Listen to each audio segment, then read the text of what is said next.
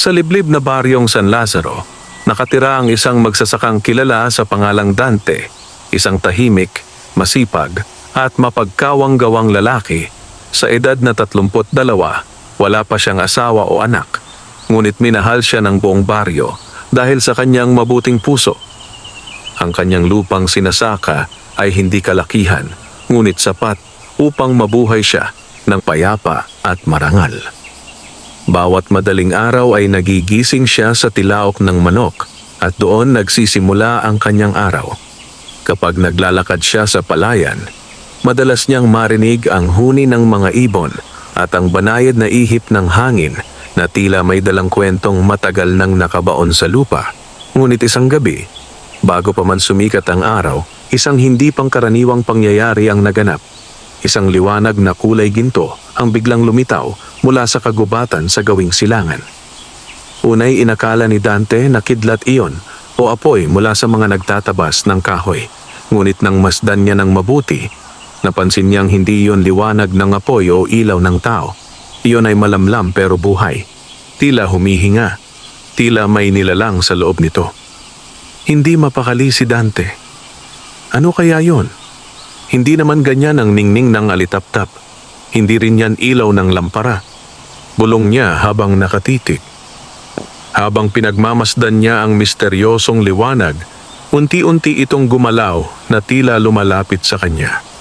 Napatayo si Dante mula sa harap ng kanyang kubo at kinuha ang lamparang nakasabit sa poste. Saka maingat na naglakad papunta sa bukid. Pagdating niya sa gitna ng palayan, huminto ang liwanag at doon, sa kanyang harapan, naglaho ang gintong sinag at unti-unting nagpakita ang isang nilalang na hindi niya inaasahang masisilayan sa buong buhay niya. Isang babae, napakaganda, maladiwata ang mukha, maputing-maputi ang balat na may bahagyang kislap, at ang buhok ay umaalon na parang agos ng ilog. Suot niya ang isang damit na tila hinabi mula sa ulap, may bahagyang kinang ng perlas at liwanag ng buwan. Sa kanyang mga bisig ay may hawak siyang isang sanggol. Maliit, ngunit napakaliwanag ng balat, may manipis na buhok na parang ginto, at natutulog ng mahimbing. Hindi agad nakapagsalita si Dante. Nanigas ang kanyang dila, at tanging lamparang hawak niya ang nagbigay liwanag sa mukha ng dayuhang babae. Mahusay na magsasaka. Si Dante, wika ng babae sa isang tinig na banayad, parang musika, parang ihip ng hangin sa dapit hapon. Lalong natigilan ang magsasaka. Paano niyo po alam ang pangalan ko? Ngumiti ang babae, ngunit naroon ang lungkot at pagod sa kanyang mga mata. Matagal ka na naming kilala. At ako, huminga siya ng malalim. Ay si Reyna Lisandra, ang tagapamuno ng kaharian ng mga engkanto sa kabundukan ng Hilagang Gubat. Parang nanlamig ang likod ni Dante. Engkanto? Reyna? Hindi siya makapaniwala, ngunit ang liwanag, ang anyo ng babae, ang kakaibang singaw ng hangin. Lahat ay nagpapatunay na hindi siya tao. Bakit kayo nandito? Tanong niya na may halong takot at paggalang. Dahan-dahang inilahad ng Reyna ang sanggol. Dahil kailangan ko ang iyong tulong. Tulong na tanging ikaw lamang ang maaaring magbigay. Napalunok si Dante. Tulong? Para sa sanggol? Tumango ang Reyna. Ang aking anak, si Prinsipe Elian, ang tunay na tagapagmana ng kaharian ng mga engkanto, ay nasa panganib. Lalong lumalim ang gabi at ang hangin ay tila nakikinig sa kanilang pag-uusap. May isang madilim na nilalang, patuloy ng Reyna, isang taksil na engkanto na nagngangalang Sargan na nagnais maagaw ang trono. Gusto niyang kuhanin ang aking anak upang gamitin sa ritual na magbibigay sa kanya ng lakas na hindi kayang tapatan ng kahit sinong nilalang, engkantado man o mortal. Nanginginig ang boses ng Reyna. Sa loob ng aming kaharian, kami ay tinutugis, Kaya't kailangan kong iligtas ang aking anak, kahit na mga hulugan iyon ng paglabas sa mundo ng tao. Tumingin siya diretso sa mga mata ni Dante. At ikaw, ang napiling tagapangalaga. Para bang biglang tumigil ang mundo. Ako? Isang simpleng magsasaka? Paano? Ano po ang kailangan kong gawin? Mahina ngunit buong tapang na tanong ni Dante. Inilapit ng Reyna ang sanggol sa kanya. Kailangan kong pansamantalang iwan sa iyong pangangalaga ang aking anak. Sa mundo ng mga tao, hindi siya madaling matutunton ni Sargan. Ngunit sa aming kaharian, bawat hakbang namin ay sinusundan ng kadiliman.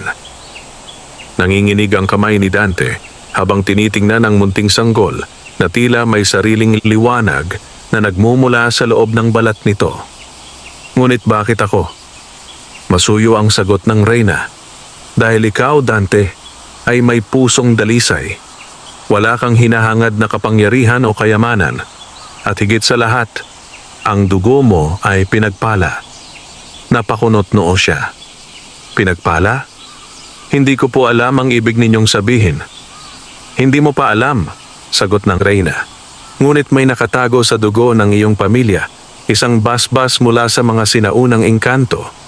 At ngayon, kailangan kong hilingin sa iyo ang pinakamahirap na bagay para sa isang ina. Tumingin siyang muli sa kanyang anak, saka nagbuntong hininga. Pakitanggap, pakialagaan, at ingatan ang aking anak. Ilayo mo siya sa kapahamakan hanggang sa muli akong makabalik. Unti-unting iniabot ng Reyna ang sanggol kay Dante. Kasabay noon, ang buwan ay tila kumislap. Ang hangin ay pumailan lang. At ang mga bituin ay nagliwanag ng higit sa dati. Parang pinapansin ang sandaling iyon. Nanginginig man ang kamay at puso. Dahan-dahan niyang tinanggap ang sanggol. Pagdampi pa lang ng bata sa kanyang bisig, may kakaibang init na parang dumaloy sa ugat ni Dante. Isang init na hindi tao. Isang basbas. Ngumiti ang Reyna nang may pasasalamat at kirot. Maraming salamat, Dante.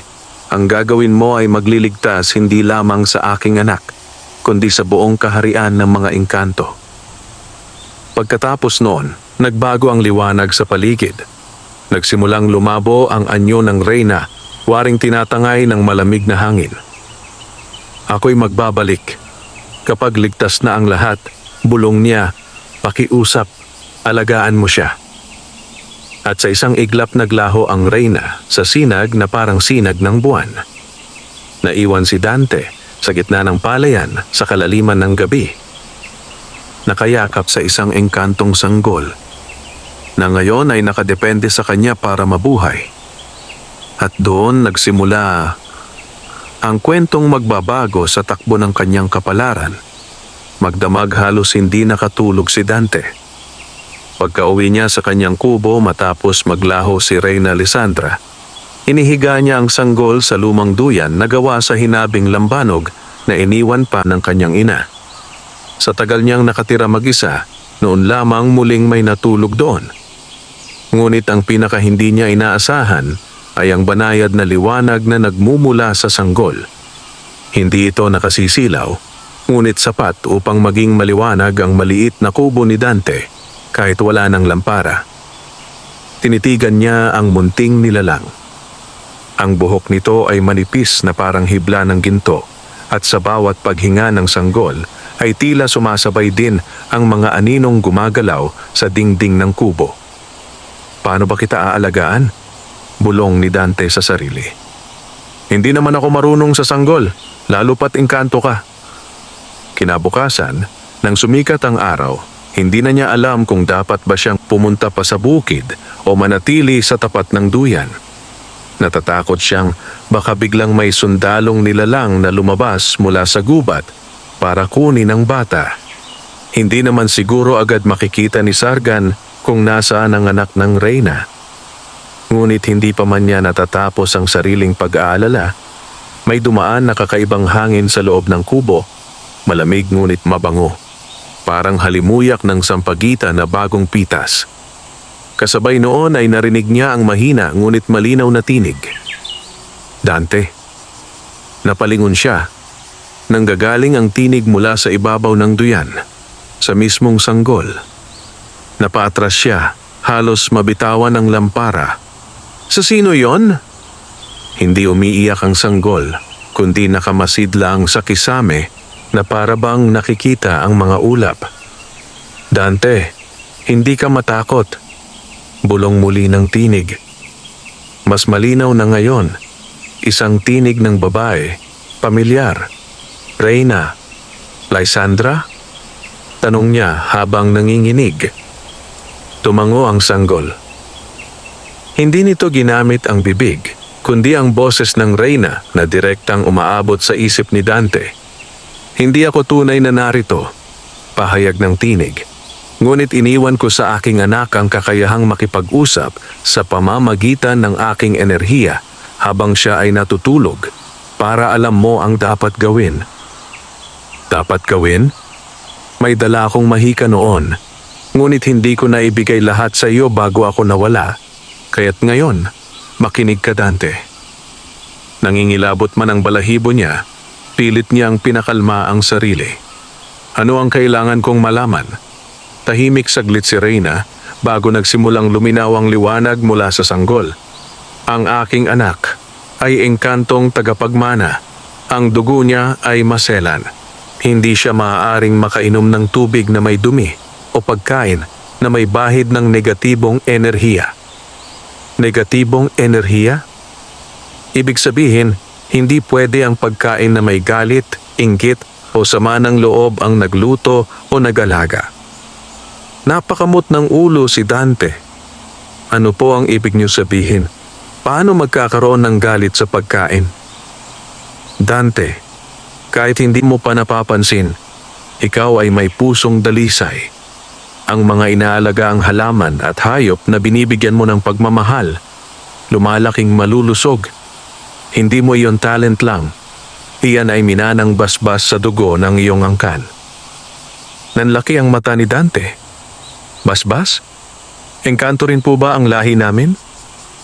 Hindi kayo engkanto, sagot ng Reyna.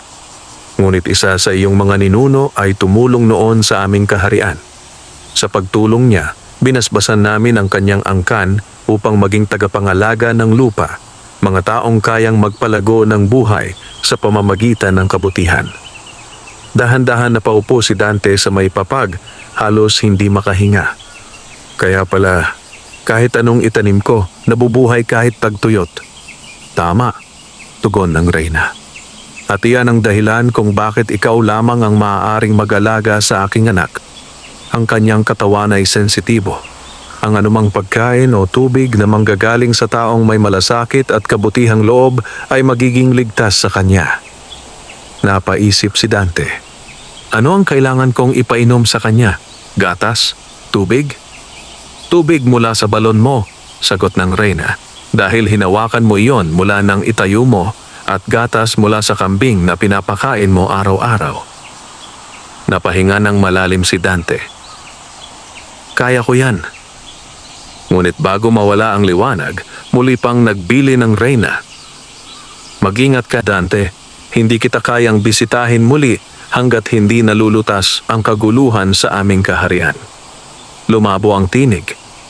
Pero tandaan mo, may mga nilalang na susubok humanap sa aking anak at ang iba ay hindi tao. At tuluyan nang nawala ang liwanag. Naiwan si Dante, nakaluhod sa tabi ng duyan, humihingal na parang may malaking unos na paparating. Pagsapit ng hapon, habang pinapainom niya ng maligamgam na gatas ang sanggol, biglang tumahol ang aso ni Dante, si Kulas, ng napakalakas. Arf, arf, arf. Mabilis na tumayo si Dante at lumapit sa pinto. Kulas, ano ba? Ngunit bago pa siya makalapit, napansin niya ang 3 anino sa labas ng kubo. Hindi anino ng hayop, hindi rin anino ng tao, kundi anino ng mga nilalang na marahang naglalakad, may mahahabang paa, baluktot ang mga braso, at may malalaking mata na kumikislap sa dilim.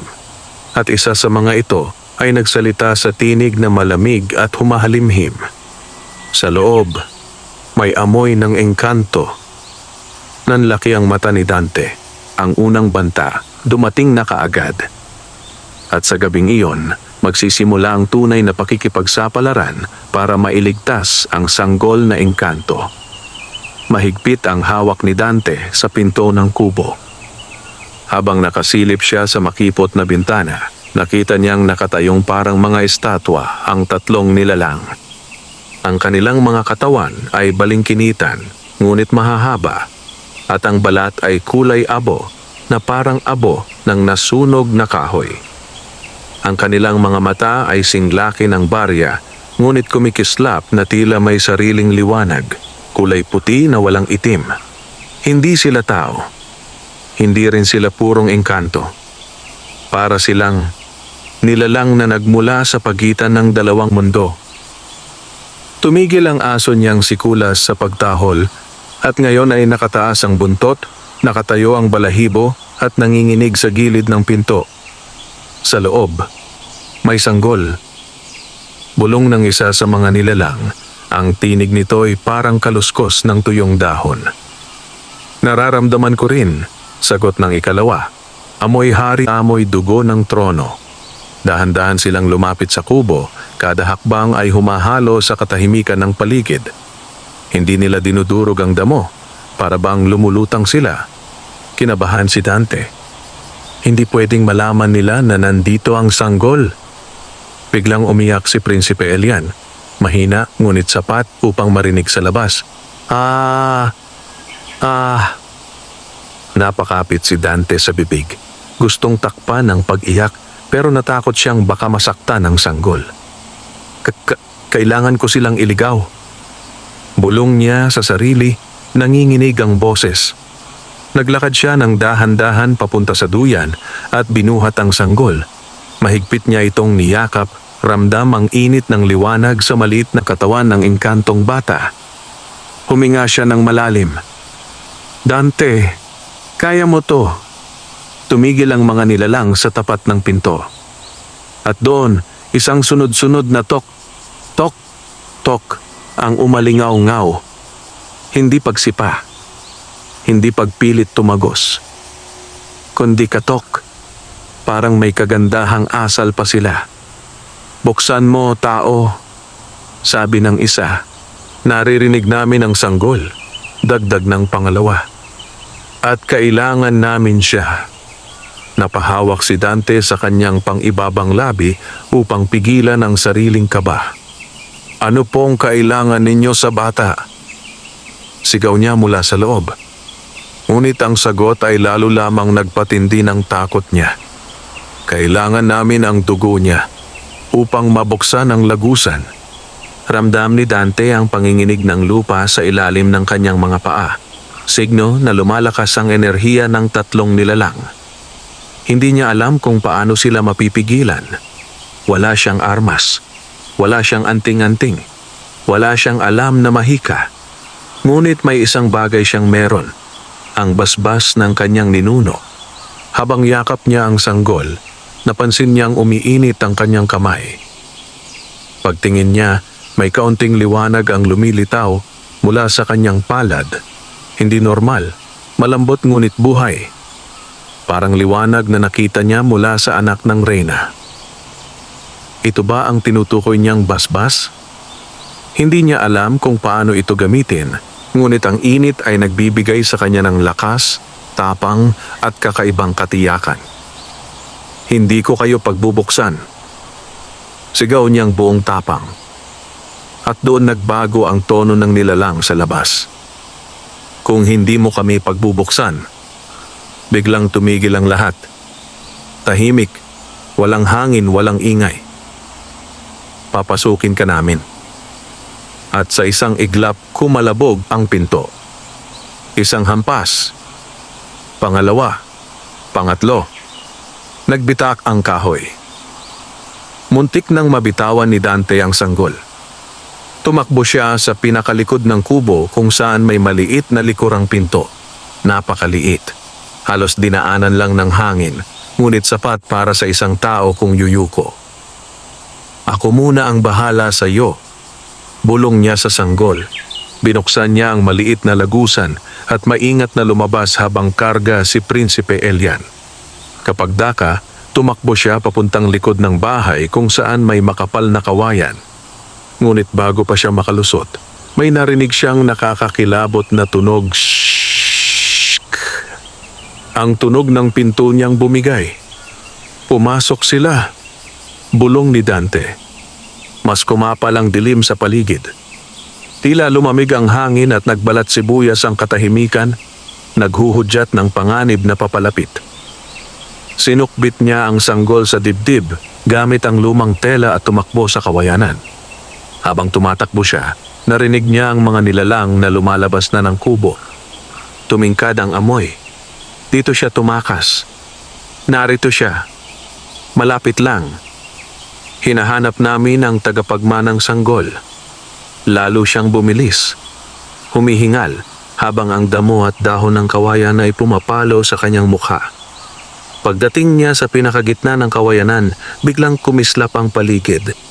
May liwanag na hindi sa buwan, hindi sa bituin, parang nagmumula sa mismong kawayan. Ang kawayan ay tila nagliliwanag na emerald green at ang hangin ay kumikislap na parang alikabok ng diwata. Napahinto si Dante. Ano to? Pagtingin niya sa sanggol, nakangiti ito. At biglang may sumulpot na tinig sa kanyang isipan. Dante, dalhin mo siya sa gitna ng kawayanan. Huwag kang matakot. Tinig iyon ng reyna. Ngunit wala ang reyna. Paano? Ngunit sumunod siya. Pumasok siya sa bilog na parte ng kawayanan kung saan kakaiba ang liwanag. Nang tumungtong siya sa mismong gitna, biglang tumigil ang hangin. At ang buong kawayanan ay parang nagkaroon ng sariling buhay. Nag-alon ang mga dahon at sumara, para bang hinaharangan ang daan. Dumating ang tatlong nilalang at tumigil sa labas ng kawayanan. Hindi sila makapasok. At bakit hindi tayo makalampas? Galit na sabi ng isa. Sumagot ang ikalawa. Proteksyon ito ng mga sinaunang engkanto. Ang lugar na ito ay para sa mga kinalulugdan nila. Galit na sumigaw ang ikatlo. Tao, hindi ka maaaring magtago magpakailanman. Ngunit kahit sumigaw sila, kahit subukan nilang pumasok, ang kawayan ay hindi gumagalaw para sila'y makalusot. Iyon ang unang pagkakataong tunay na nakahinga ng maluwag si Dante. Habang nakatayo siya roon, hinagod ng malamig na liwanag ang paligid at narinig niya ulit ang tinig ng reyna. Dante, ito ang unang pagsubok. Marami pang susunod. Ingatan mo ang aking anak. May darating na tutulong sa iyo. Isang nilalang na matagal nang nagbabantay sa inyong angkan. Napalunok si Dante. Sa sino po iyon? Ngunit bago pa siya masagot, biglang nagdilim ang magkabilang gilid ng kawayanan. At mula sa dilim ay lumitaw ang isang napakalaking anino mataas, malaki ang pangangatawan at tila may sungay na baluktot. Hindi ito kaaway, hindi rin ito tao. Ito ang nilalang na babago sa takbo ng kanyang buhay, ang kambal na tagapagbantay ng kawayan. At doon nagwakas ang gabing iyon. Nakahawak pa rin si Dante sa sanggol habang nakatayo sa gitna ng mahiwagang kawayanan. Ang liwanag na kulay berde ay bahagyang humuhupa, ngunit sapat pa rin upang makita niya ang napakalaking anino na unti-unting lumilitaw mula sa dilim. Humigpit ang hawak niya kay Prinsipe Elian. Ang puso niya ay kumakabog, ngunit hindi na tulad ng una. Ngayon ay may halong pag-asa. Habang lumalakad ang nilalang palabas ng anino, umangat ang malamig na hangin at ang kawayan ay yumuyuko na parang nagbubukas ng daan para dito. At doon niya ito nakita ng malinaw. Isang napakalaking nilalang, parang taong kawayan. Matangkad, halos kasing taas ng 3 punong nara. Ang balat nito ay makinis at kulay berde na parang mismong kawayan ang bumubuo sa katawan. Ang buhok ay isang masinsing kumpol ng dahon at ang mga mata ay kumikislap na kulay ginto. parang sinag ng araw na tumatago sa dahon. At sa likod nito, may isa pang anino. Isa pang nilalang na kapareho ng anyo. Kaya't dalawa sila. Ang kambal na tagapagbantay ng kawayan. Hindi sila halimaw. Hindi rin sila engkanto. Sila'y mga sinaunang bantay. Mga nilalang na nilikha upang magsilbi bilang proteksyon ng kalikasan at ng mga taong pinagpala ng lahi ng engkanto. Lumuhod ang unang bantay na ang kilos ay napakabagal ngunit marangal. Ang lupa ay umuga ng bahagya sa laki ng katawan nito. Tagapag-alaga. Bulong ng unang bantay, ang boses ay malalim, parang pagsalubong ng kulog at hangin. Matagal ka naming hinintay. Napakurap si Dante. Hinintay niyo ako. Pero, ni hindi ko kayo kilala. Takip ng bata sa dibdib, napatingin siya sa dambuhalang muka ng bantay. Hindi mo kami kailangang kilalanin, sagot ng pangalawang bantay, sapagkat kilala ka namin at ang iyong lahi. Napatitig si Dante sa kanila. Anong ibig niyong sabihin? Nagtagpo ang tingin ng dalawang bantay at sabay silang tumugon sa isang tinig na halos umalingaw-ngaw sa buong kawayanan.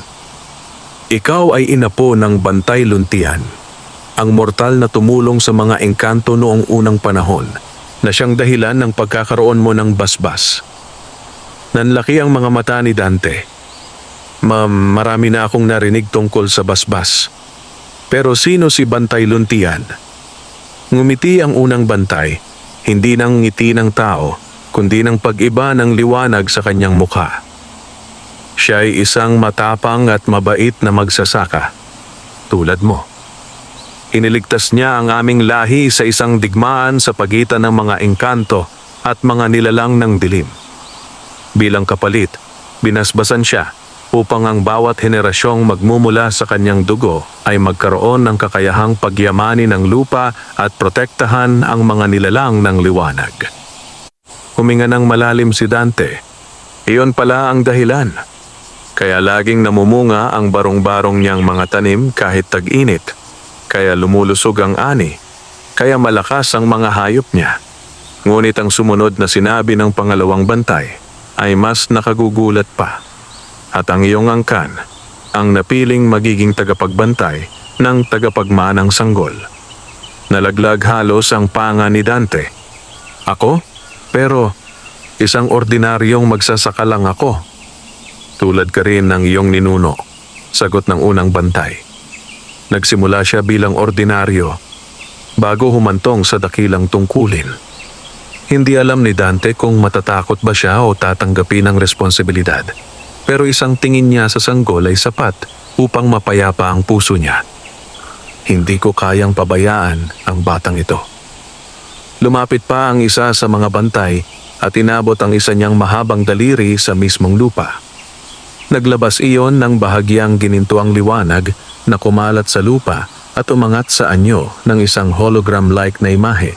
Isang larawan ang nabuo, ang kaharian ng engkanto, dati puno ng liwanag at kasayahan. Ngunit ngayon ay puno ng usok, dilim at sigaw. May malaking kaguluhan sa aming mundo, paliwanag ng bantay. Si Sargan, ang taksil na engkanto, ay nagbukas ng lagusan para sa mga nilalang ng dilim. Lumabas sa imahe ang mga kapre, tikbalang na may pulang mata, malalaking anino, at mga nilalang na gaya ng tatlong naghahanap sa sanggol. Ginamit niya ang kapangyarihan ng ipinagbabawal na mahika upang makakuha ng hukbo, ngunit kailangan niya pa ng isa pang bagay upang maging ganap ang kanyang kapangyarihan. Tumingin ang pangalawang bantay sa sanggol. Ang dugo ng tagapagmanang engkanto. Napalunok si Dante.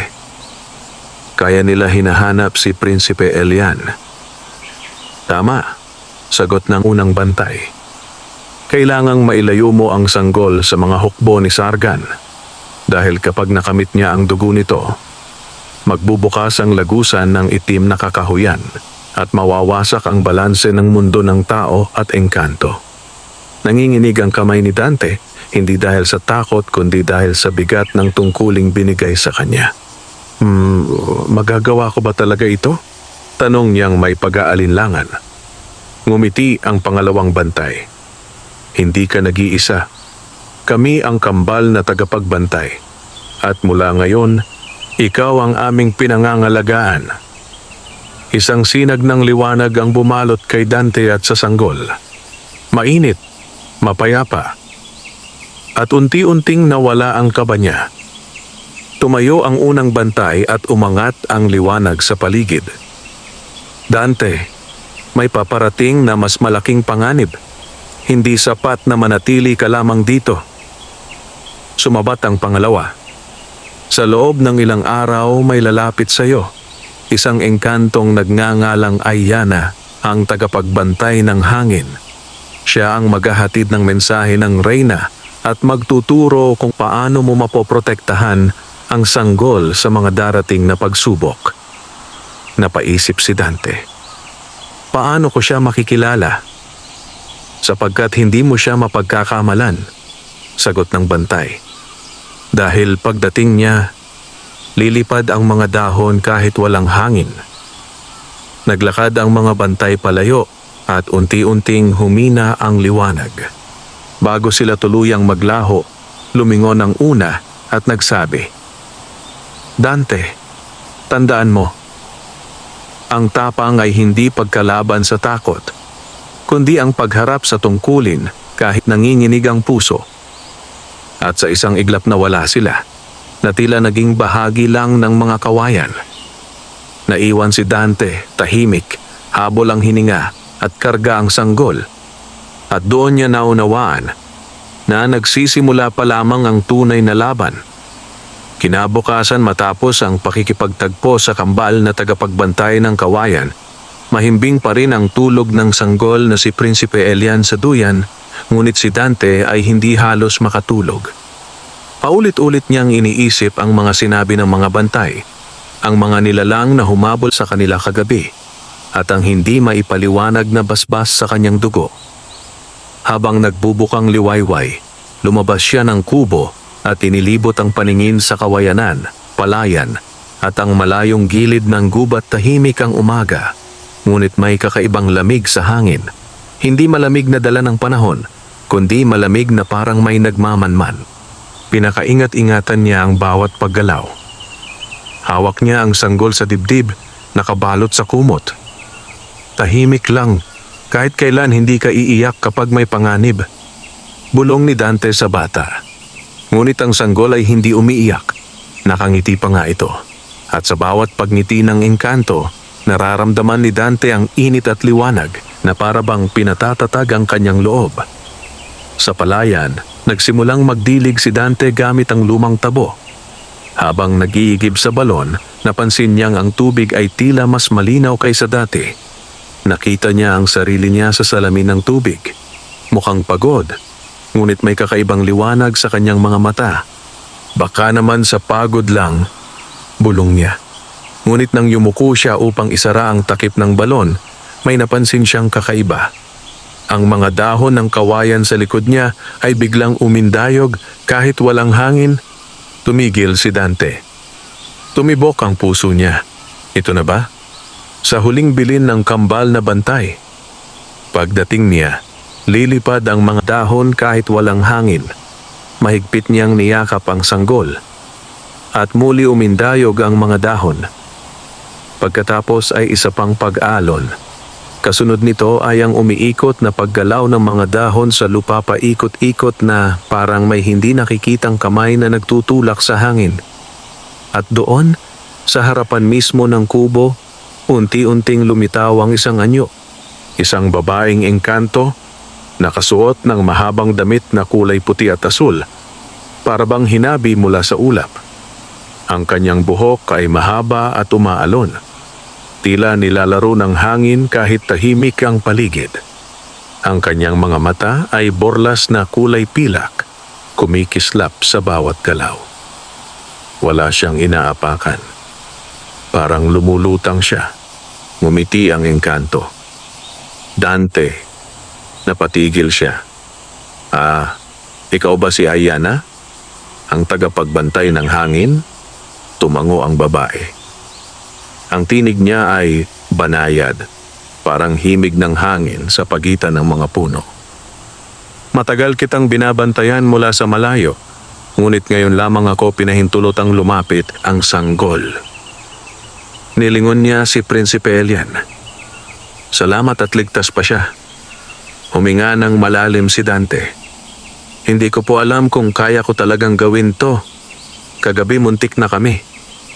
Tumingin si Ayana sa kanya ng may pag-unawa. Hindi madali ang maging tagapag-alaga ng isang engkantong tagapagmana. Ngunit ang puso mo'y hindi karaniwang puso. At dahil doon, hindi ka nag-iisa. Inilapat ni Ayana ang palad sa dibdib ni Dante. Hindi siya natakot, ngunit naramdaman niya ang pag-init ng balat niya. Mula sa palad ng engkanto ay tumagos ang malamig na hangin papasok sa katawan ni Dante. Sa isang iglap, tila lumawak ang pakiramdam niya sa paligid. Naririnig niya ang kuliglig mula sa malayo. Nararamdaman niya ang tibok ng lupa sa ilalim ng kanyang mga paa. At sa loob niya, may nagising na hindi niya maipaliwanag. Ano po yon? Tanong niya, humihingal. Ginigising ko ang basbas sa dugo mo, paliwanag ni Ayana. Bilang inapo ng bantay luntian, maaari mong gamitin ang lakas ng lupa at hangin. Ngunit kailangan mo itong aralin. Tumango si Dante. Kaya ko yon. Kung iyon ang kailangan para sa sanggol. Napangiti si Ayana. Hindi lang para sa sanggol, kundi para sa balanse ng dalawang mundo. Umihip ang malamig na hangin. Naging seryoso ang mukha ni Ayana. Dante, may masamang balita ako. Napatingin siya. Ano po iyon? Muling nagpadala si Sargan ng mga nilalang, mas marami at mas malalakas. Nalaglag ang puso ni Dante. Papunta rito? Tumanggo si Ayana. At hindi lang sila basta halimaw. May kasama silang isang anino ng kakahuyan. Napalunok si Dante. Hindi man niya alam kung ano iyon. Alam niya ang hindi maganda. Isang nilalang na kayang maglakad sa pagitan ng liwanag at dilim. Hindi siya madaling makita. Hindi siya naririnig. At kaya niyang pumaslang nang hindi napapansin. Lalong lumakas ang pintig ng puso ni Dante sa takot. Ngunit lumapit si Ayana at hinawakan ang kanyang balikat. Pero huwag kang mabahala. Hindi ka namin hahayaang mag-isa. Sa isang iglap, pumailan lang ang hangin at umikot sa kawayanan. Nagtipon ang mga dahon at nagmistulang may mga matang nakatingin mula sa hangin. Simula ngayon, wika ni Ayana, kami ng hangin ang magiging iyong mga mata. Tumingin si Ayana kay Dante at kay Prinsipe Elian. Dante, kailangan mong ihanda ang sarili mo. Sa susunod na 3 araw, dadating ang unang pag-atake. Napatitig si Dante sa lupa at pagkatapos ay sa sanggol. Mahigpit niyang niyakap ang bata. At ano ang kailangan kong gawin? Ngumiti si Ayana. Unang aral. Matutong gamitin ang lakas ng lupa, ang basbas ng iyong ninuno. Bukas, sisimulan natin. At sa isang pag-ikot ng hangin, biglang naglaho si Ayana na iniwan si Dante na nakatayo. May hawak na engkantong sanggol at may bagong lakas sa kanyang puso. Sa kauna-unahang pagkakataon, hindi siya natakot sa darating na panganib. Dahil ngayon, alam niyang kaya niyang lumaban. Madaling araw pa lamang ay gising na si Dante. Hindi dahil sa tilaok ng manok, kundi dahil sa kakaibang init na dumadaloy sa kanyang mga palad. Init na nagmula pa sa paggising ng basbas niya kagabi nang hawakan siya ni Ayana. Tahimik ang paligid. Ang mga bituin ay unti-unting naglalaho. Ang kalangitan ay nagiging kulay kahel. At sa duyan, si Prinsipe Elian ay natutulog ng mahimbing, nakangiti, parang alam niyang may magandang mangyayari sa araw na iyon. Si Dante ay lumabas ng kubo, dala-dala ang sanggol. Nakaupo siya sa harap ng palayan, pinapakinggan ang ihip ng hangin at pinagmamasdan ng mga palay na manakanakang gumagalaw. Hindi ako marunong makipaglaban, bulong niya sa sanggol. Hindi ko alam ang tamang paggamit ng basbas, pero para sa'yo, gagawin ko. At doon, may marahan, ngunit malinaw na tinig na umalingaw-ngaw. Hindi galing sa lupa, hindi sa langit, kundi sa mismong hangin. Handa ka na. Napatayo si Dante. Isang pag-ikot ng alikabok at mga dahon ang dumampi sa kanyang balikat, at sa iglap na iyon, lumitaw si Ayana, ang tagapagbantay ng hangin. Nakangiti siya. Kailangan mong matuto bago dumating ang gabi ng ikatlong araw.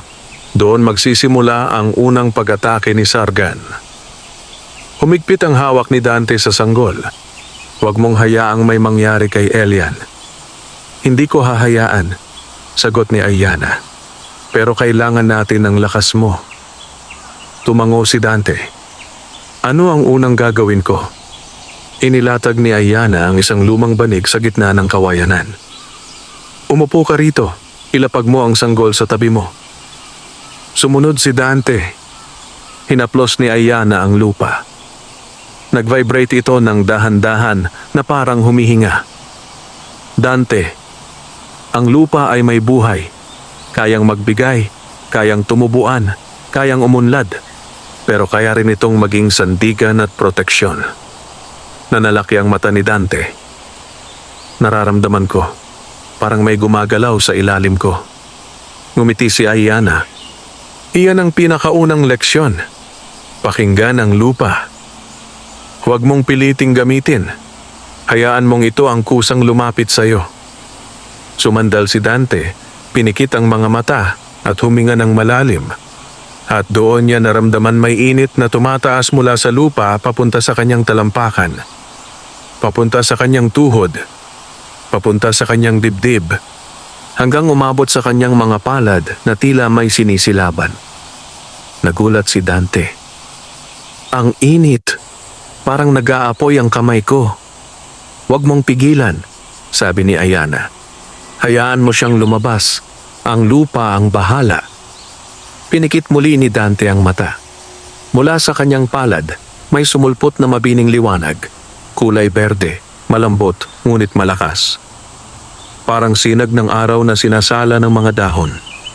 Hindi niya alam kung paano, pero parang nauunawaan ng katawan niya kung ano ang susunod na gagawin. Itinikit niya ang labada ng kamay sa lupa.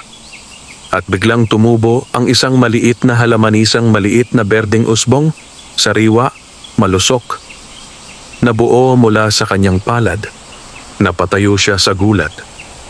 Ako ba ang gumawa niyan? Tumango si Ayana. Hindi mo itinanim yon. Hindi mo rin yon pinilit lumabas. Ang lupa ang tumugon sa basbas mo. Para kay Dante, iyon ang unang himalang nagawa niya sa buong buhay niya. Ngunit hindi pa tapos ang leksyon. Masyado pang mahinay iyong ginawa mo, saad ni Ayana. Kung ang kalaban ay darating, hindi ka lang magpapalago ng halaman. Kailangan mong proteksyonan ang sarili mo at ang sanggol. Kumaway si Ayana at biglang humampas ang hangin pa itaas. Sumulpot ang 5 aninong gawa sa hangin. Hugis tao na parang sundalo. Anong? Napaatras si Dante. Iyan ang pagsubok mo. 5 kalaban. Hindi sila tunay na halimaw, ngunit hindi sila magpapatalo. Anong gagawin ko? Wala akong sandata. Lumipad ang buhok ni Ayana. Hindi ka mangangailangan ng sandata kapag natutunan mo ang lakas ng lupa. Huminga ng malalim si Dante. Ibinaba ang sanggol sa duyan na nilikha ng hangin ni Ayana at humarap sa 5 anino. Kung kailangan, lalaban ako. Sumugod ang unang anino. Nakakuyom ang kamao diretso sa sikmura niya. Sa hindi maipaliwanag na bilis, itinapat ni Dante ang kanyang palad. Tumubo ang isang makapal na ugat ng puno mula sa lupa. Tumama sa anino at itinapon ito pabalik. Napanganga si Dante. Nagawa ko yon? Ngumiti si Ayana. Isa pa. Sabay-sabay na sumugod ang tatlong anino. Itinaas ni Dante ang kamay pero sa pagkakataong ito, hindi isang ugat ang lumabas. Tatlong mataas na halamang parang kawayan ang biglang tumubo at humarang, parang mga bakal na poste. Nasalag nito ang pag-atake. Ngunit may isang aninong nakalusot at papalapit na kay Dante sa likod. Ano? Hinawakan niya ang lupa, umiikot ang liwanag sa kanyang palad at tumubo ang isang napakatigas na halaman parang punong may tinik at tumama sa huling anino. Nawala ang 5 nilalang. Si Dante ay nakahingal, pawis-pawis, nanginginig, ngunit nakatayo. Pinagmasdan siya ni Ayana, nakangiti ng may paghanga. Hindi ka na ordinaryong magsasaka, Dante. Umarap ito sa kanya at nagbigay galang. Simula ngayon, ikaw ay bantay-luntian ng bagong panahon. Ngunit bago pa maging masaya ang sandali, biglang umihip ang napakalamig na hangin, mas malamig kaysa kahapon. Nag-iba ang mukha ni Ayana. Teka, tumingala siya. Nanginginig ang mga dahon. Naglalaho ang liwanag ng araw. At ang mga ibon ay biglang nagsitakbo palayo. Dante! Hinarap niya ang magsasaka. Hindi ko inaasahan na darating sila. Ngayon, napalunok si Dante. Sino? Tumuro si Ayana sa hilagang direksyon ng gubat. Atake na sila. At hindi 5. Hindi 10. Lumamig ang ihip. Kundi 120 nilalang ng dilim. Muntik mabitiwan ni Dante ang sanggol. At sa di kalayuan maririnig na ang malakas na pagyanig. Parating na ang unang hukbo ni Sargan. Umugong ang hangin na parang dagundong ng bagyo. Umuuga ang kawayanan. Ang lupa ay kumikilabot sa bawat hakbang ng mga paparating. Hinablot ni Dante ang sanggol at itiniklop ang kumot ng mahigpit, pinipilit pakalmahin ang sarili habang nakikipagtagpo ang dilim at liwanag sa himpapawid. Si Ayana ay nakatingala, nakakunot ang noo, at ang kanyang buhok ay nagwawala sa malakas na ihip ng hangin. Dante, sabi niya ng mariin, ito ang unang tunay na pag-atake. Hindi sila tulad ng mga aninong kalaban kanina. Ang mga darating ay totoo, mabangis, at gutom sa mahika. Humigpit ang hawak ni Dante sa sanggol. Kaya ba natin to? Tumingin si Ayana sa kanya at ngumiti ng payapa. Kung hindi kita kayang tulungan, hindi ako susugo rito ng kaharian ng hangin. At hindi ka pinili ng kambal na bantay ng walang dahilan. Hindi ako dapat manghina. Hindi ako dapat matakot. Para sa sanggol, kailangan kong lumaban. Mula sa makapal na gubat, lumabas ang unang linya ng mga nilalang. 2 metro ang taas. Mahahaba ang braso. Matatalas ang mga kuko. Ang balat nila ay parang pinagsamang putik at uling. May bitak-bitak na parabang pinaglubugan ng araw at nag-crack. Ang mga mata ay pula, makirot, gutom, halos parang apoy. Ang kanilang paglakad ay hindi normal. Para silang nilalang sa masamang panaginip. Marahang kumikilos, ngunit may lakas na kayang gumiba ng puno. At sila ay 20. 20 nilalang na sinubok kunin ng sanggol. Dante! Sigaw ni Ayana. Tandaan mo ang itinuro ko. Huwag kang atake ng solo. Gawin mong kalasag ang lupa. Itinaas ni Dante ang kamay. Umindak ang lupa sa ilalim niya.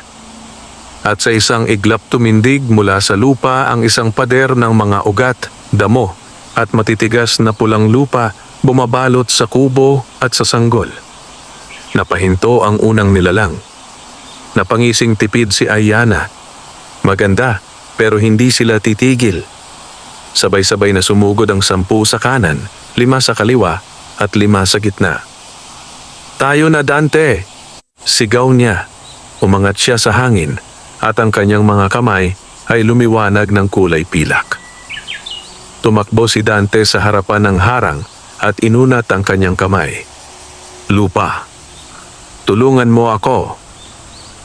Sa isang iglap tumubo mula sa lupa ang malalaking ugat na parang mga galamay, umatake at humampas sa mga nilalang. 3 halimaw ang natamaan at tumilapon sa ere. Ngunit ang iba ay mabilis na nakaiwas at nagpatuloy. Ayana! Sigaw ni Dante. Ako na sa taas. Lumipad si Ayana at sa isang pitik ng kamay. Bumagsak ang malakas na hangin na parang bagyong bumaligtad. 10 nilalang ang napatras at napadulas sa lupa. Ngunit hindi sila nasugatan. Hindi sila basta-bastang nilalang ng dilim. Mga sundalo sila ni Sargansanay sa mahika, sanay sa hangin, sanay sa lakas. At lalo silang nagalit. Ang isa sa mga nilalang ay biglang nag-iba ang kulay mula pulang mata naging kulay asul. Nagsimulang pumatay ang liwanag sa katawan nito. Nagiging singaw ang mga braso. Nawawala at lumalabas ulit. Parang nagte-teleport. Ayana! Sigaw ni Dante. Ano yon? Anino ang kakahuyan? Malakas niyang sabi. Isa yan sa mas mapanganib.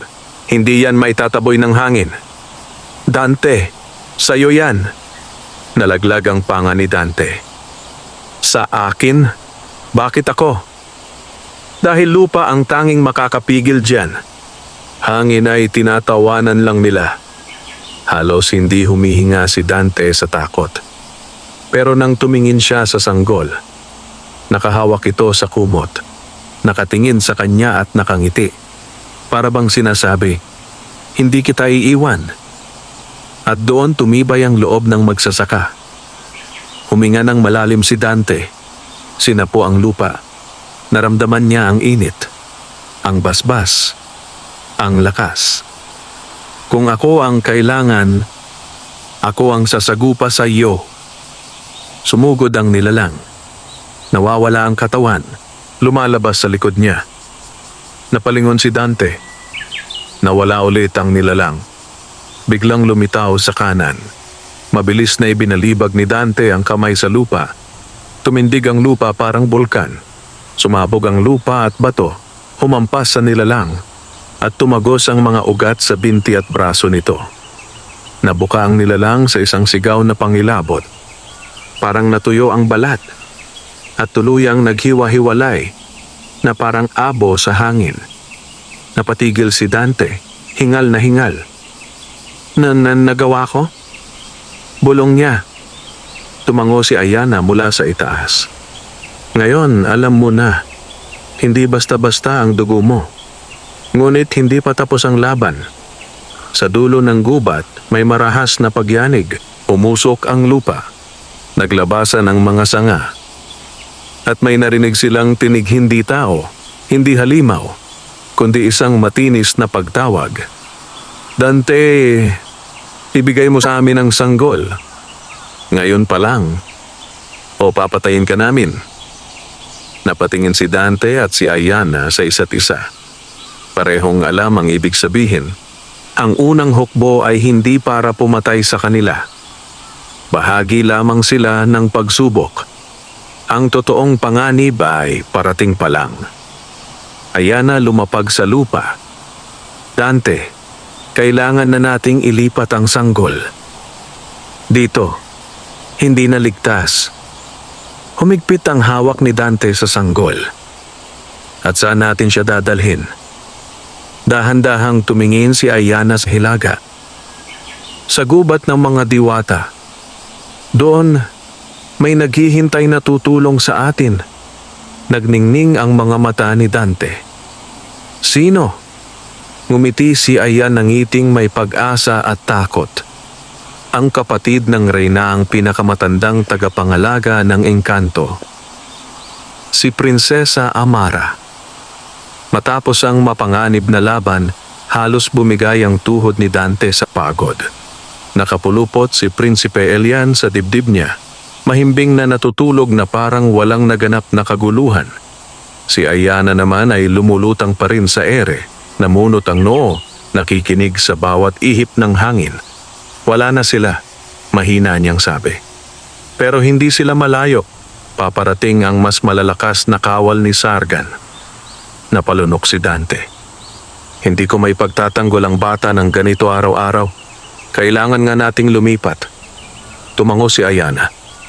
Kaya't kailangan nating makarating sa gubat ng mga diwata bago sumapit ang susunod na gabi. Naglakad sila palayo sa kawayanan.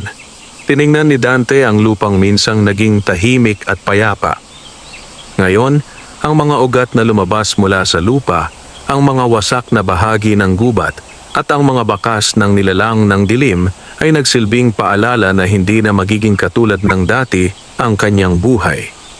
Dumaan sila sa makikitid na landas, sa tabi ng palayan, sa gilid ng sapa, hanggang makarating sila sa masukal na bahagi ng kagubatan na hindi inaapakan ng tao. Habang naglalakad, tinanong ni Dante, "Si Prinsesa Amara, sino ba siya talaga?" Nagpatuloy sa paglalakad si Ayana habang sumasayaw ang hangin sa paligid niya. Siya ang nakatatandang kapatid ng Reyna Lisandra.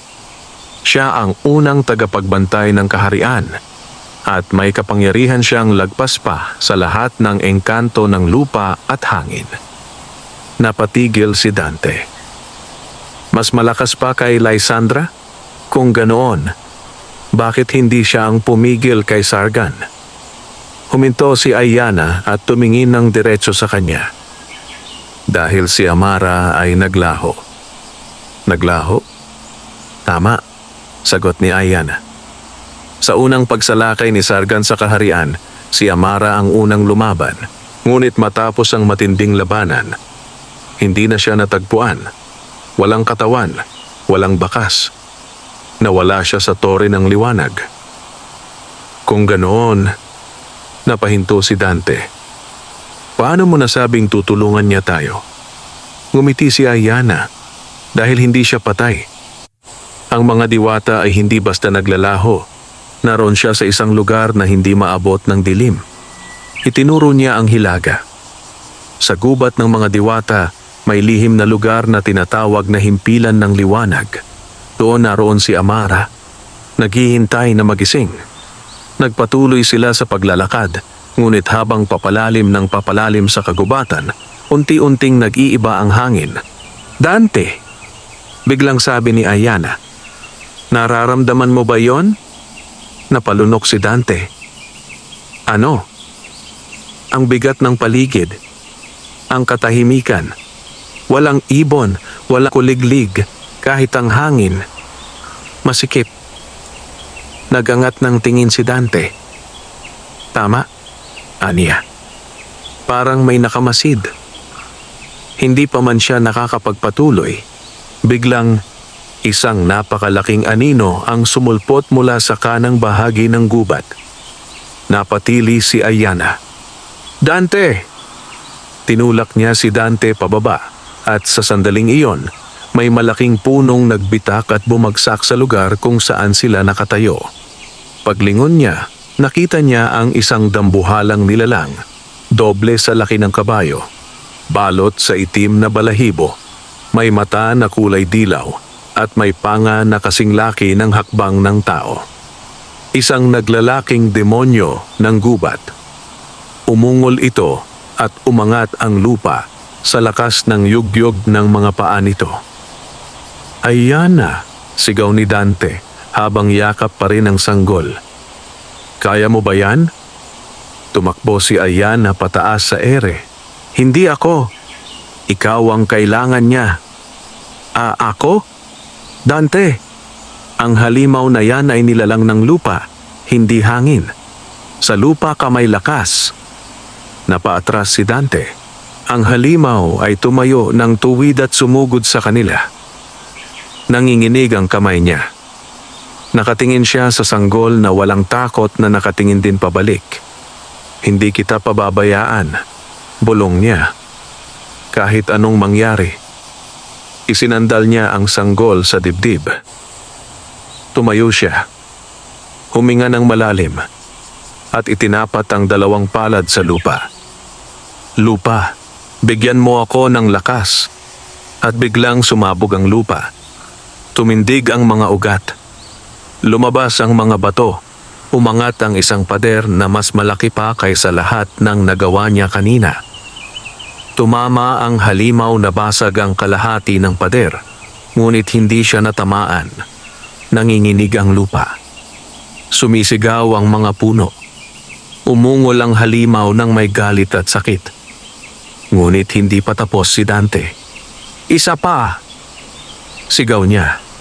Itinaas niya ang kamay.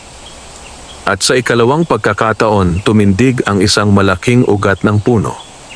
Balot ng liwanag at humampas sa halimaw. Nalaglag ang nilalang. Gumulong, umungol, at naglaho na parang abo. Nakahingal si Dante. Pawis, nanginginig, ngunit nakatayo. Lumapag si Ayana sa tabi niya at ngumiti. Hindi ko akalain na kaya mo yon. Dante, lumalakas ka. Tumingin siya kay Prinsipe Eliana Kangiti ang sanggol. Hindi ako ang malakas, sagot ni Dante. Para sa kanya ako lumalaban. Pagsapit ng dapit hapon, nakarating sila sa mataas na bahagi ng kagubatan. At sa gitna nito may isang lagusan na parang nabubuo mula sa liwanag ng buwan. Dante, wika ni Ayana. Ito ang daan papunta sa gubat ng mga diwata. Mula rito, hindi na pwedeng sumunod ang mga nilalang ni Sargan. Natahimik si Dante. Bumugso ang hangin. Ang lagusan ay kumislap ng kulay pilak, asul at berde. Sa loob ng lagusang ito, sabi ni Ayana, naroon si Prinsesa Amara at siya ang tanging may sagot kung paano natin mapapabagsak si Sargan. Sigurado ka ba? Tanong ni Dante. Ngumiti siya ng malumanay. May magbibigay ng gabay sa atin. Nilingon niya si Dante. At kailangan mong maging handa. Dahil sa susunod na pagsubok, tumigil siya sandali. Huminga ng malalim. Hindi ka lang sanggol ang iyong poprotektahan, kundi ang buong kaharian ng mga engkanto. At sabay silang lumakad papasok sa lagusan ng liwanag. Habang naglalakad sina Dante, Ayana at si Prinsipe Elian sa loob ng lagusan ng liwanag, nakaramdam si Dante ng kakaibang bigat. Hindi takot, kundi pakiramdam na may dakilang bagay na naghihintay sa dulo. Ang paligid ay parang sinapawan ng liwanag na kulay pilak at berde, na animoy alon ng tubig ngunit hindi nakakasunog sa balat. Tahimik si Ayana, nakatalikod at naglalakad sa unahan, ngunit alam na alam ni Dante na mataas ang pagkabantay nito. Ang sanggol ay gising na ngayon ngunit tahimik lang, nakatingin sa paligid na para bang may nakikita siyang higit pa sa liwanag na abot ng mata ni Dante. Parang ibang mundo, bulong ni Dante. Halimuyak pa lang ng hangin, iba na, sagot ni Ayana. Tayong mga tagapagbantay lamang ng Reyna ang makakapasok dito, lalong hindi makakapasok ang mga nilalang ni Sargan. Bakit naman? Tanong ni Dante. Dahil ang liwanag na bumabalot sa lagusan ay purong mahika ng mga diwata. Si Amara mismo ang nag-iwan nito bago siya naglaho. Naglakad pa sila hanggang sa unti-unting lumabo ang liwanag sa paligid at unti-unti itong nagbukas, parang pinto ng langit na bumukas sa isang lihim na mundo. At nang humakbang sila palabas, bumulaga kay Dante ang isang kagubatang hindi niya kailanman nakita o inakala sa buong buhay niya. Ang mga puno ay kulay pilak na parang may alikabok ng bituin sa kanilang mga dahon. Ang mga bulaklak ay kumikislap na parang maliliit na parol sa gabi. Ang mga sapa ay dumadaloy na kulay turkesa at bawat patak ay tila naglalaman ng sarili nitong liwanag. Sa ere, may mga lumilipad na maliliit na nilalang. Hindi ibon, hindi paru-paro, kundi mga diwating butil maliliit na kidlat ng enerhiya na nagsisilbi bilang tagapagbantay ng daan. Napatigil si Dante sa ganda ng tanawin. Parang panaginip. Ngumiti si Ayana. Kaya nga tinawag itong himpilan ng liwanag. Dito nagpapahinga at nagtatago ang mga diwata. At dito rin matatagpuan ang isa sa pinakamahalagang nilalang ng aming kaharian. Huminto siya. Tumingin sa harapan. Sabay na patingin si Dante at doon nila nakita ang isang tore. Isang tore na tila hindi itinayo kundi tumubo mula sa lupa. Ang dingding nito ay gawa sa hibla ng halaman, mga ugat, pilak na bato at liwanag na tumutukoy sa hugis nito. Ang tuktok ay halos abot ulap. Yan ba ang bulong ni Dante? Oo, sagot ni Ayana.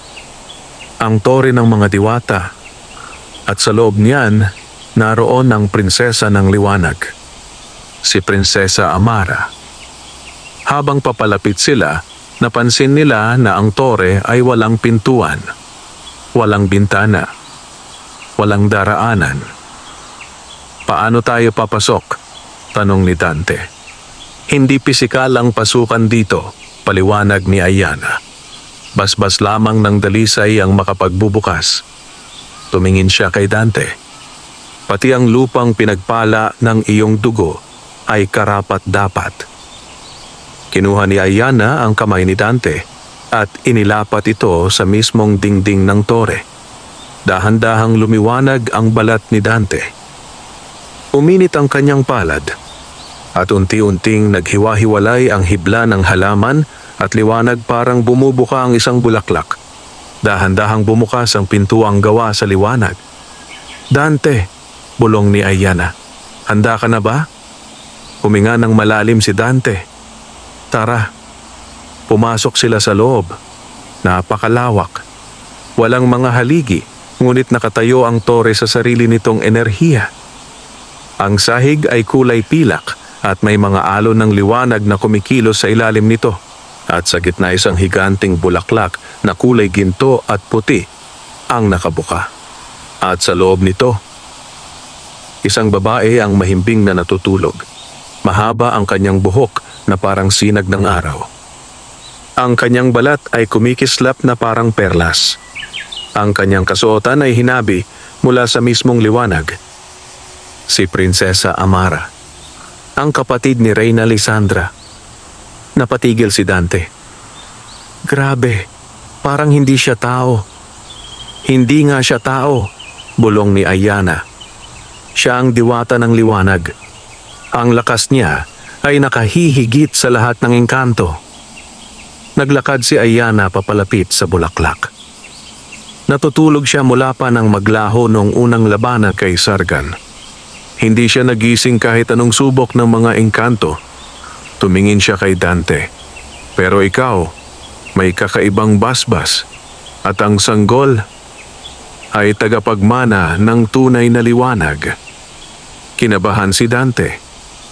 Anong kailangan kong gawin? Lumapit sila sa bulaklak.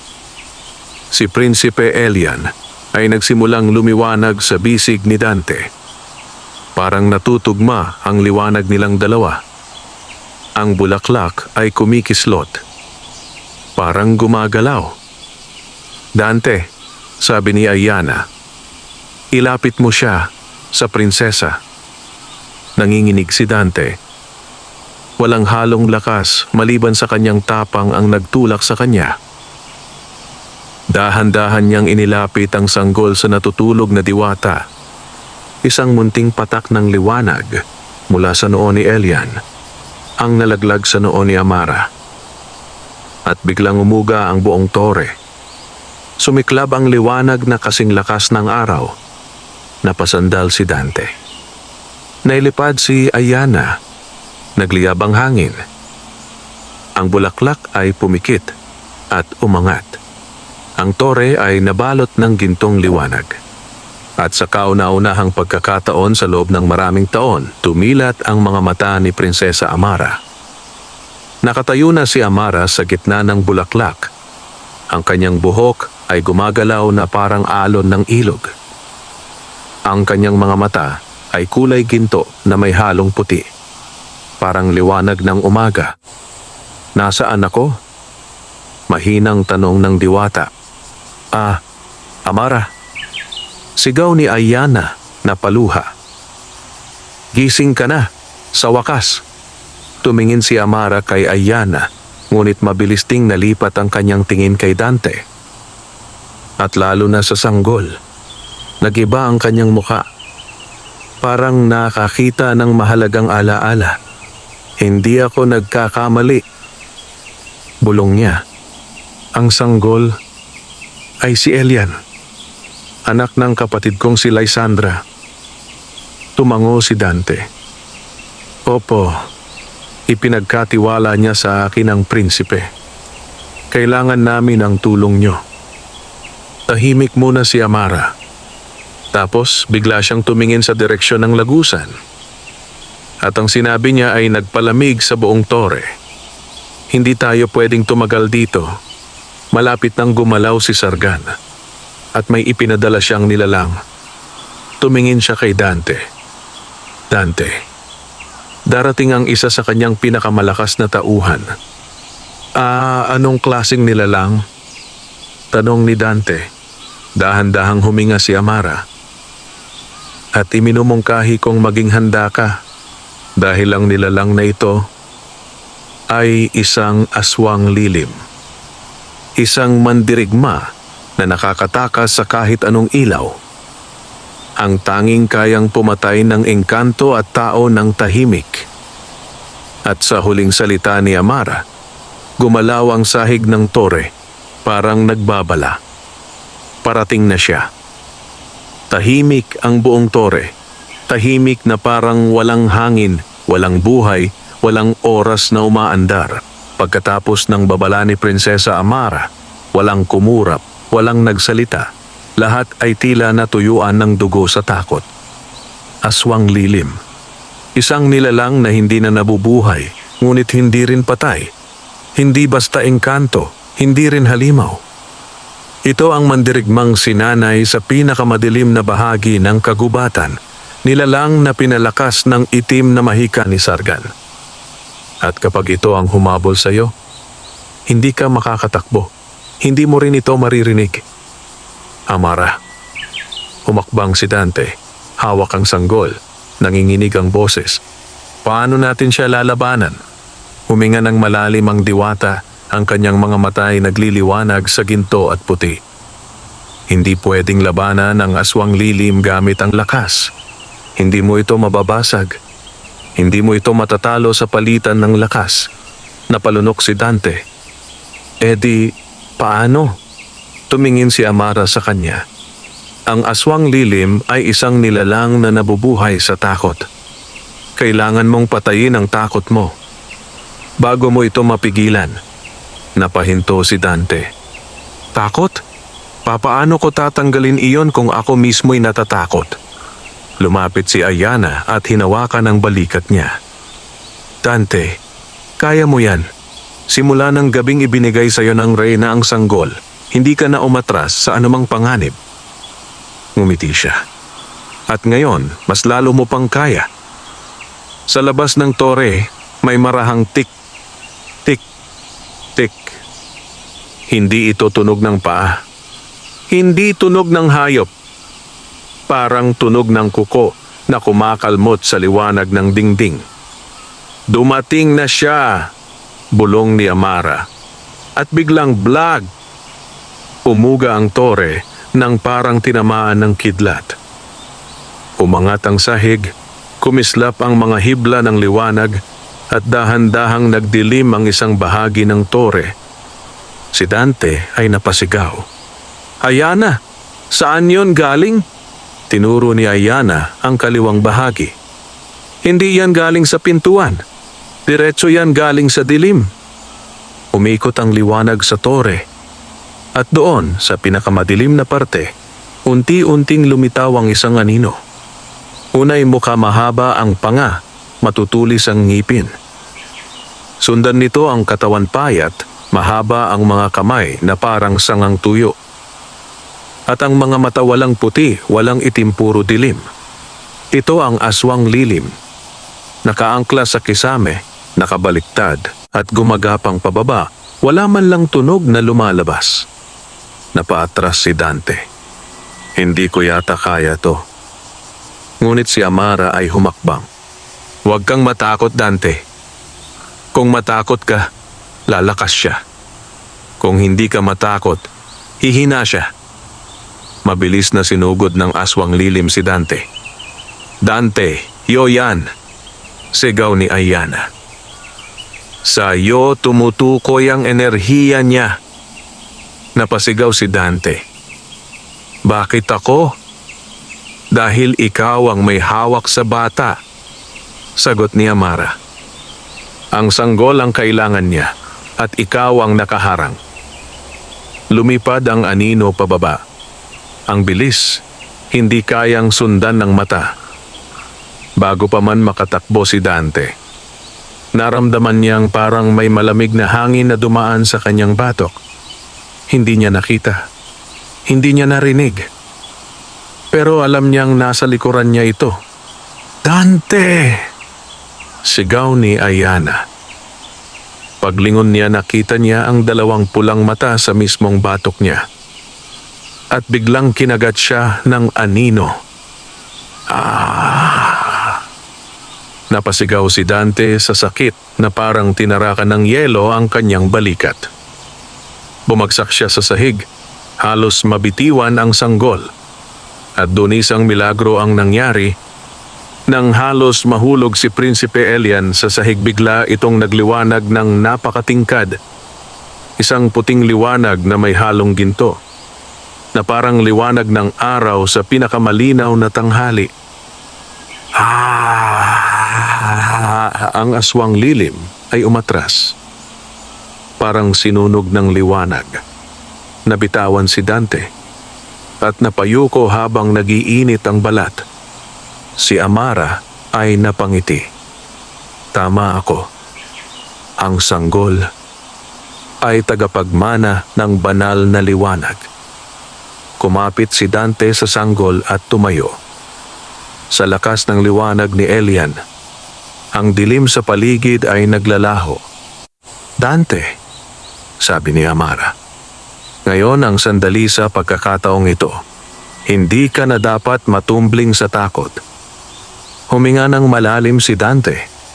Tumingin sa aswang lilim. At para sa unang pagkakataon, hindi siya umatras. Kung ang takot ko ang nagpapalakas sa iyo, wika niyang nanginginig pero matapang. Then wala na akong natitirang takot para sa iyo. Humakbang siya, isa pang hakbang. At isa pa, si Ayana ay napahawak sa labi. Dante, huwag. Ngunit pinigilan siya ni Amara. Hayaan mo siya. Ito ang pagsilang ng kanyang lakas. Umabot si Dante sa kalagitnaan ng tore. Itinataas ang sanggol na kumikislap pa rin at humarap sa anino. At kung ang liwanag ang kahinaan mo, bulong niya. Heto ang liwanag ng tunay na tagapagmana. Sa sandaling iyon umiyak si Prinsipe Elian. Ngunit hindi iyon ordinaryong iyak. Isang iyak na may liyab ng engkanto. Isang tunog na may kapangyarihan ng dugo. Isang sigaw na may liwanag ng reyna. At nang dumampi ang sigaw ng sanggol sa aswang lilim, gumulong ang liwanag sa tore. Nangatalang dilim. Nabiyak ang anyo ng anino. Hanggang sa ito ay binalot ng purong liwanag. Nasunog ang katawan na parang abo. Nalaglag ang mga anino sa sahig. At biglang naglaho ang aswang lilim. Walang iniwang bakas. Huminga ng malalim si Dante. Nakasandal na siya sa dingding. Si Ayana ay mabilis na lumapit at sinuri ang sugat niya. Dante, kaya mo pa ba? Tanong niya. Ngumiti si Dante kahit nangihina. Kung para sa sanggol, kahit buhay ko. Lumapit si Amara. Tama ka sa ginawa mo, Dante.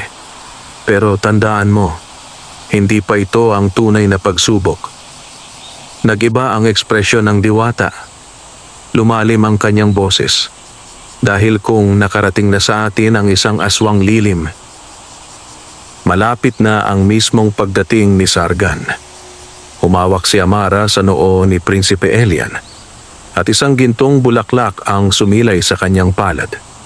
Dante, wika niya, hindi ka na basta magsasaka. Tungkulin mo na ang protektahan ng huling pag-asa ng aming kaharian at sa pagsikat ng araw bukas, mag-uumpisa ang pinakamapanganib na yugto ng inyong paglalakbay. Tumingala si Amara at ang tore ay muling nagliwanag sapagkat sa araw na iyon, wika niya, matatagpuan mo ang iyong tunay na kapangyarihan ng kapangyarihan ng Bantay Luntian. Sa pagsikat ng umaga sa gubat ng mga diwata, unang tumama ang gintong sinag ng araw sa tore ng liwanag. Ang mga dahon ay kumislap na parang pilak na hinipan ng hangin. Ang mga bulaklak ay naglabas ng liwanag na hindi nakikita sa karaniwang mundo. At sa kalagitnaan ng mahiwagang gubat, nakaupo si Dante. Mahigpit ang yakap sa sanggol na engkanto. Tahimik lang si Prinsipe Elian, ngunit ang liwanag mula sa kanyang maliit na katawan ay unti-unting humihinahon. Nakatulog siyang payapa, tila walang nangyaring panganib kagabi. Si Ayana ay nakatayo sa tabi ni Dante, ang mga matay nagbabantay. Ang mga pakpak ng hangin ay nag-aalab sa paligid. Hindi na siya ngumingiti. Malinaw sa kanyang mukha ang lalim ng iniisip.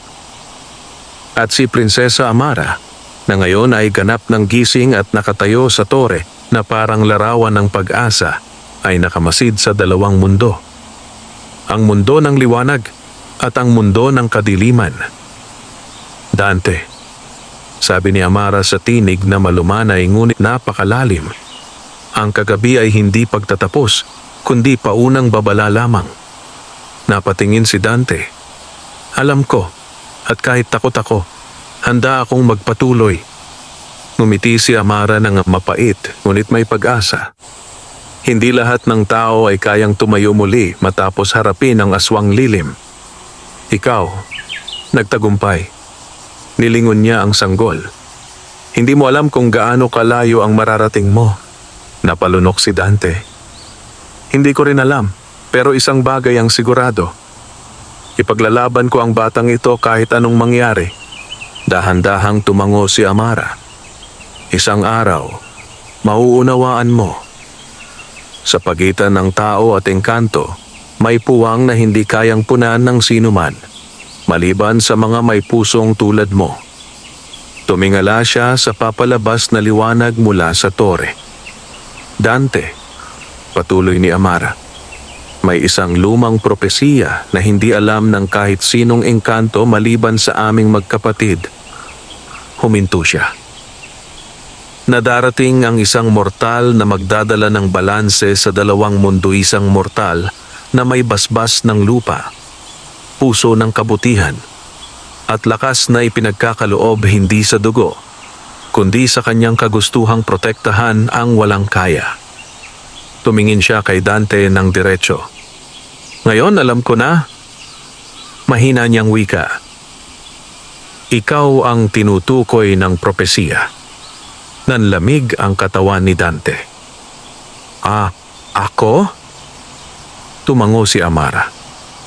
Lumapit si Ayana at humawak sa balikat niya. Hindi ka pa nililikha para sa pakikipagdigma. Ngunit napapanahon na para simulan mong tuklasin ang buong saklaw ng basbas mo. Paano ko yun gagawin? Tanong ni Dante. Ngumiti si Ayana. Nandito si Amara. At mayroong 3 engkanto pa ang naghihintay sa susunod na bahagi ng kagubatan. Mga tagapagbantay ng tubig, apoy at espiritu. Silang lahat ang tutulong sa iyo. Umangat ang mga mata ni Dante. Lahat iyon? Para sa akin? Para sa inyo ni Elian, sagot ni Ayana. Bago sila umalis, lumapit si Amara kay Dante at pinatong ang kamay sa kanyang noo. Sa oras na kailangan mo kami, ang liwanag ko ay tutugon. Tumingin siya sa sanggol at hinaplos ang noo nito. At ikaw, Prinsipe Elian, may kapalarang mas dakila pa kaysa sinumang engkanto. Huminga ng malalim si Amara at sa muling pagtapak natin sa dilim, hindi ka na mag-isa. Lumapit si Dante kay Ayana, handa nang lumakad palayo sa tore. Isang hakbang, isa pa. Habang papalayo sila, ang tore ay unti-unting nagsasara. Umabalik sa pagkakatulog, tulad ng isang bulaklak na muling nagkukubli mula sa gabi. Naglakad sila patungo sa mas malalim na bahagi ng gubat ng mga diwata direksyon kung saan naghihintay ang mga bagong pagsubok at mga bagong kaalyado. At habang naglalakad, nakita ni Dante ang isang bagay sa kanyang paladisang munting marka ng liwanag. Hugis ugat ng puno na dahan-dahang umiilaw, ang kanyang basbas gising na. Sa katahimikan ng gubat, habang lumalalim ang araw, sa malayo, sa gilid ng kagubatan, may isang pares ng pulang mata, ang bahagyang kumislap. At mula sa pinakatagong anino, isang tinig ang bumulong.